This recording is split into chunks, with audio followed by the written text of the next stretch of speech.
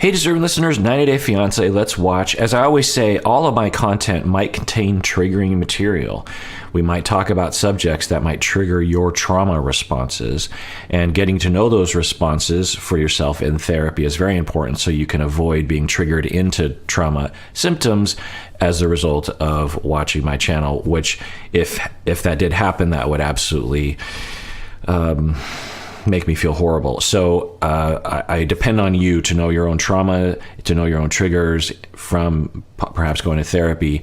And if you hear me start to talk about a subject, turn it off. It's not worth it. Talk to your therapist before moving forward for your own safety, really. So let's watch the show. You actually moved in with this person. You guys were talking about like having kids. At least that's what she said.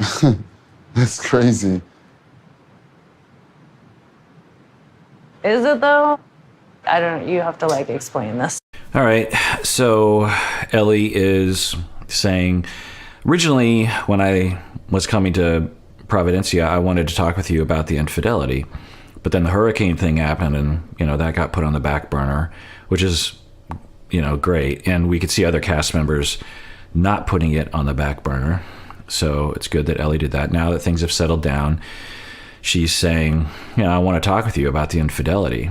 And, you had just said that there was this minor cheating, but, or at least I think that's what Ellie is saying. But now we learn that it is, you moved in with her and all that kind of thing. So, and Victor is he's just making kind of faces, kind of rolling his eyes. So I'm not encouraged by his initial reaction.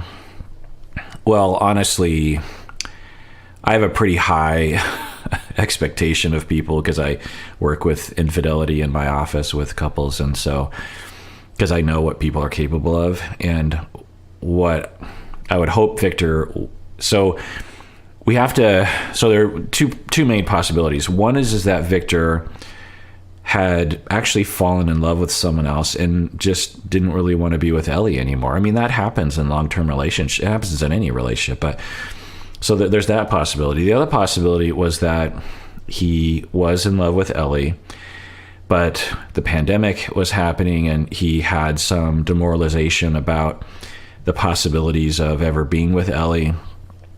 And he he got a little flexible with his ideas of like, just imagine that day in and day out of, well, I have this girlfriend in the United States, but I don't know if it's ever going to work out given visas and pandemic is happening. So I want things to work out, but who knows? Well, there's this other woman who lives in my town and likes me and, we're hanging out and, well, I mean, I'd rather be with Ellie, but I don't know if it's ever going to work out with her. And this person's right here. So, so those are the two versions of, he absolutely fell in love with someone and was like, yeah, forget Ellie. This is my person. And then changed his mind later. Or it was that other version where he was just demoralized. I guess there's a third possibility where he's a douchebag and doesn't have empathy or maturity or something. Things that we see on the show sometimes indicate that. Victor seems like a stand-up guy, so I'd like to think it's not this third option, but, we can add that. So let's assume that it is option number 2, where he was demoralized and confused and always wanted to be with Ellie, but got together with someone else because he just didn't think it would ever work out with Ellie. And then the pandemic happened and the woman moved into his place. She didn't have anywhere else to live, or they were thinking, look, if you don't move in, then we might not ever be able to see each other because of, transmission vectors and else. I don't know. And then, so what would he say? What he's going to say in this moment really depends on which of those, or if there's another version. Because if he actually fell in love, then he'd be like, yeah, I'm sorry, I fell in love with her, but then I realized I didn't want to be with her and I wanted to be with you. And that's wrong of me and I should have told you. So there's that version. And then there's the version of, look, I just was so confused. I didn't know what was happening, and I didn't think I'd ever see you again, and I didn't really want to be with her, but I moved in with her, and I should have told you, So I guess regardless, he should have some element of explanation as to what got him there, which people on the show almost never provide. People in life almost never provide. Because they almost never look into it themselves. It's they're ashamed, or they don't take the time to explore, like, why do I do the things that I do? Why did I do such a hurtful thing to someone else? So there should be some kind of explanation around that, some conceptualization, some exploration around how did that happen. There should also be a huge apology around, like, I can absolutely see why that hurt you, and it was wrong of me to do that. And I guess I was just like confused or da-da-da. I never loved her. I only wanted to be with you. It was just a fling. It didn't really mean much to me. Something along those lines. Is there something I can do to make up for it? But we almost never see those kinds of apologies. Usually on the show, what we see is, yeah, I'm sorry. Period. And you're like, for what? Just saying you're sorry doesn't mean that you are apologizing. It means you're saying the word "I'm sorry," but it doesn't. To apologize, you really have to have investigated what you did, how it affected the other person, and really convey that, a full understanding of what you're apologizing for, right? With no buts. Another thing we'll see on the show is, I'm sorry, but you didn't text me back, or I'm sorry, but, you were really clingy, or I don't know. Let's see what he says. To me, I don't know. I just it was during the quarantine, and I didn't even mean most of the things that we were talking about. Okay. So, and the show, they edit stuff so severely. I'm sure he had more things to say there that they just clipped out, which it's like, give us the data, please. It's important we understand his point of view.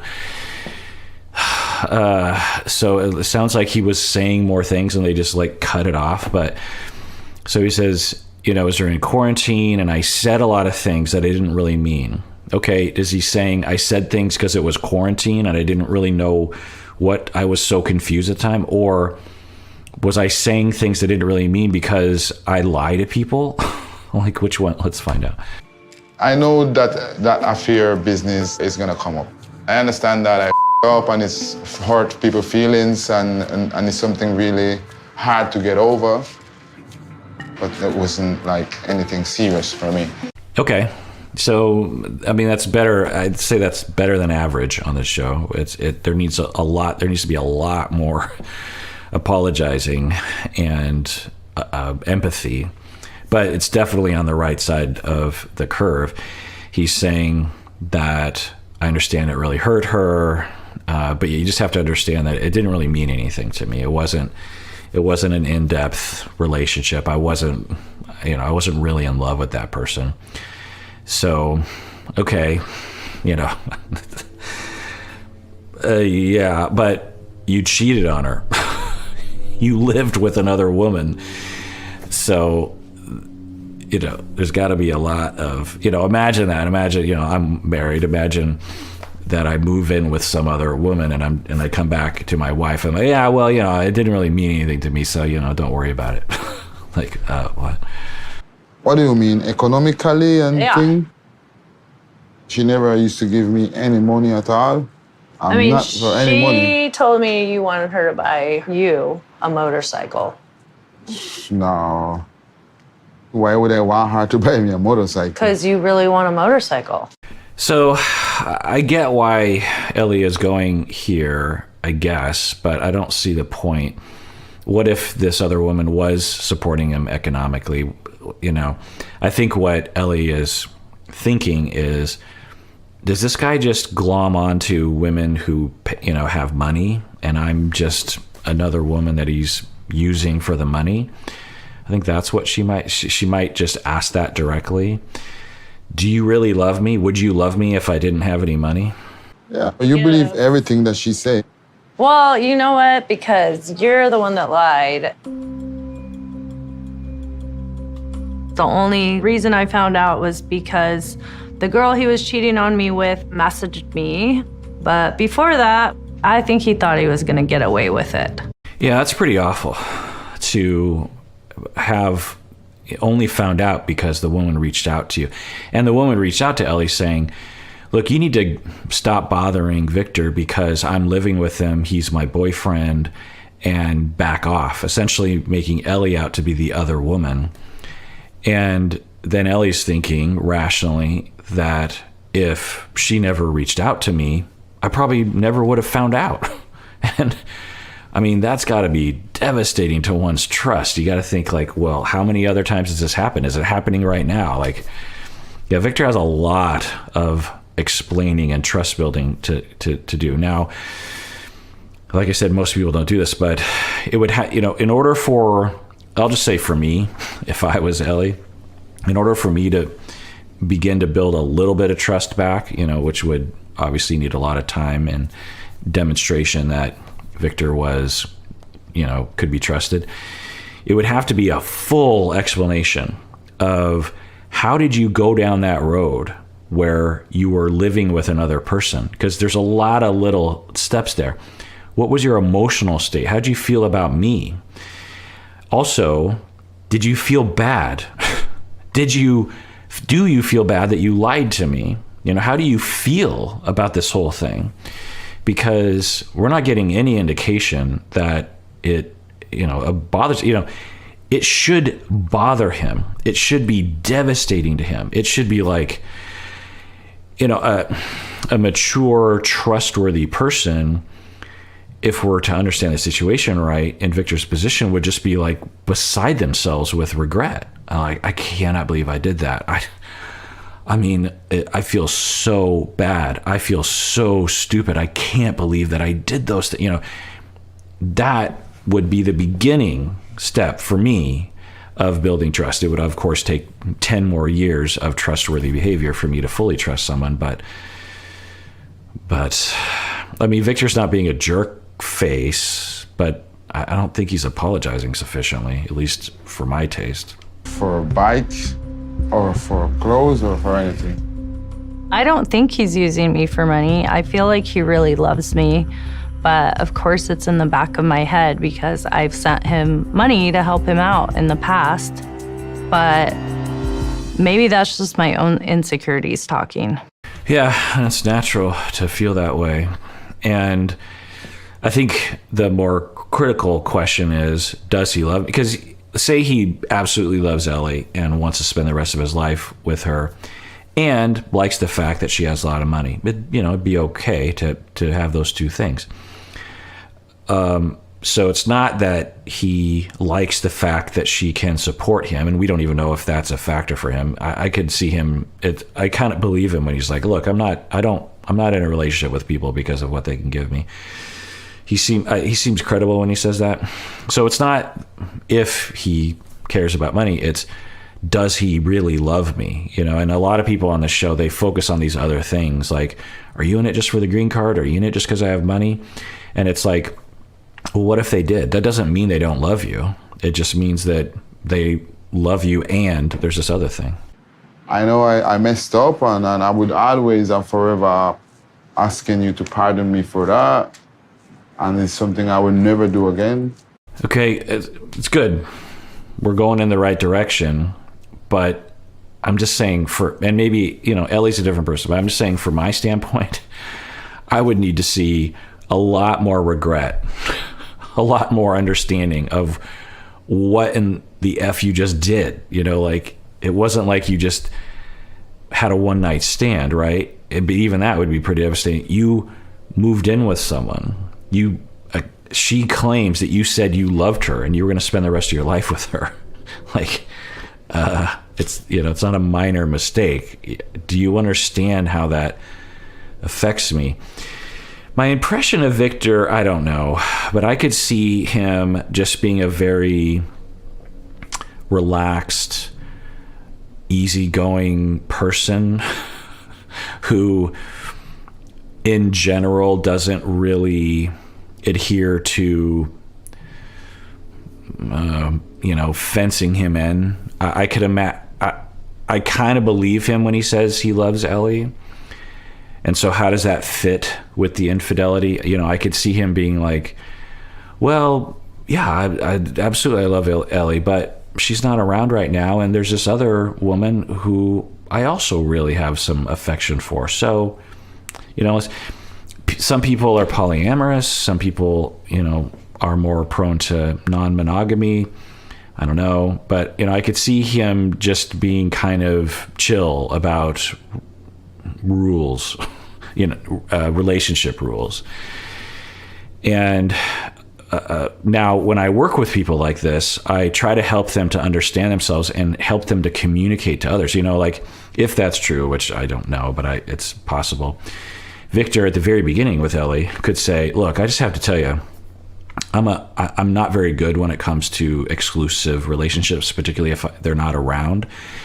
And so I really love you, and if we were in the same town, I could see us being together for the rest of our lives. But I'm just going to tell you that when in this long distance thing, there's a chance that I might get together with other people, not because I don't like you, not because I don't love you, but just because it's just kind of how I am, you know. And I could explain more of that. If you're like that, that's okay. Tell people. Don't tell people that you're exclusive and that's going to be a situation.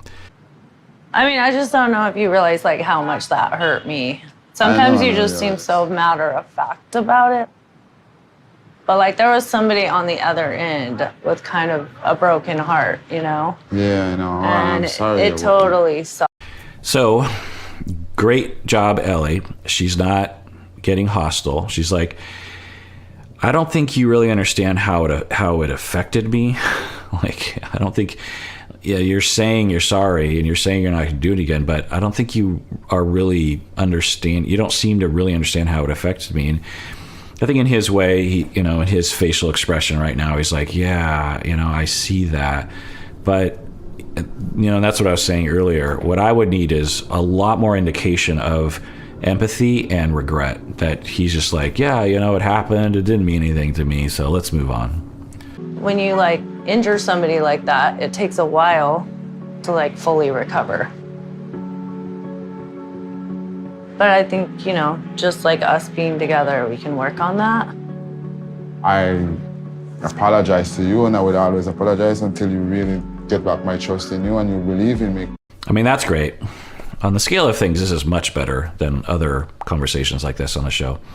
And we just heard something that is music to my ears, which is he's saying, I apologize to you, and I will always apologize to you until you believe in me. Great. Because that is critical to infidelity recovery, that the cheating partner commits themselves and understands that they have to be apologizing potentially for the rest of their relationship, if not for a very long time. So, or a really long time. So that's great that he's saying that. A lot of people in his position say, I already apologized once, let's move on. And it's like, no, it doesn't work that way.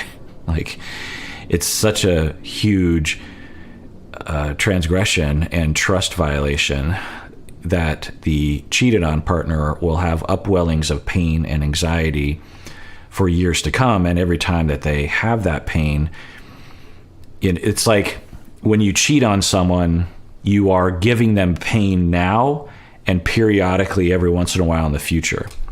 It's like you stab someone and the knife like just stays hovering over them.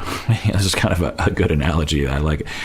You know, if you stab them once and it's really bad, you pull out the knife and then you let go of the knife, but the knife is just following the victim around. And every once in a while, the knife just comes out of nowhere and stabs him again. And there's no way to get rid of that knife. And you created that. You, by, you know, getting this knife and stabbing them, you didn't know, you dropped the knife, you thought, well, that's the end of that, it's just one-time pain, and I apologize, and now we can move on. What you didn't understand is that knife will follow around that person for the rest of their life and continue to stab them. And so every time, for the victim, every time they're stabbed, they're going to look at you and go, look what you did to me. Like, you need to apologize. Now, for you, you're like, hey, that was 5 years ago. I didn't purposely hurt you today. That was 5 years ago. Or I never purposely, hurt you. I didn't know it was going to hurt you 5 years later, 10 years later. But it does. And so every time the victim gets stabbed and they look at you, you have to apologize, because it's just, and it's the only way forward. It's the only way to heal. It's the only way to build back trust. And so he's saying, yeah, I commit myself to that, which is great. I'm hoping that this will be the last time that we talk about the infidelity. I really do want to put that in the past. I doubt it will be the last time. It could be the last time, but if I were there, I'd say, no, don't hope it's the last time. Hope it's the last time you feel the pain, but you probably will feel the pain in the future. And when you do feel the pain, it's important that you do talk about it, that you bring it up. Something will trigger you, and you just, and some of you might be in this position, might be in Ellie's shoes. You're in a relationship with someone who did cheat on you in the past or did commit a trust violation. And when you feel that pain, that upwelling of pain, it's critical that you turn to your partner and you're like, I'm feeling that pain. Well, it's critical you go to couples therapy with someone that understands infidelity recovery, but the model, because the other person, the cheating on partner has to understand the premises too. But anyway, you feel the upwelling, you turn, you're like, hey, I'm triggered right now, and I'm hurt, and I'm reminded of what you did in the past. And the cheating on partner needs to be like, oh, I'm so sorry that I did that to you. You have every right to feel this pain right now. I don't know why. I apologize. I regret it. I'm sorry. I get you. I understand what's happening. I feel horrible. Anger. I can't believe you did it. Why did you do that? Yeah, you have every right to be angry at me too. I get it. Now, this is within reason. And as I always say, that, the cheated on partner, the victim, there's a line that they shouldn't be crossing. Like, as the victim, you can't torture the perpetrator just because you want to torture them, right? There's a line that, but it's a pretty high threshold, because when you're that hurt, which is natural, you sometimes get angry and you say things that are a little hostile. So the cheated on partner has to be able to accept that and kind of know the line of just like, yeah, I get it. I hear you, that you're upset. So anyway, that's what I would say to Ellie, is like, yeah, you're hoping it's the last time you talk about it, but given the level of the transgression, I can't imagine it's the last time Ellie's going to feel any pain around it. All right, well, that does it for that episode. You can join the conversation by commenting below, or joining the Discord or the Facebook fan page or the Instagram situation and the subreddit. It's up to you. Sometimes it's fun to interact with other people. Please support each other. Give each other benefit of the doubt. I don't want our comment section on this podcast to become the way a lot of internet communities become, which is hurtful. Let's be nice to each other. When in doubt, be nice. And everyone out there, please take care of yourself, because you deserve it. You really, really do.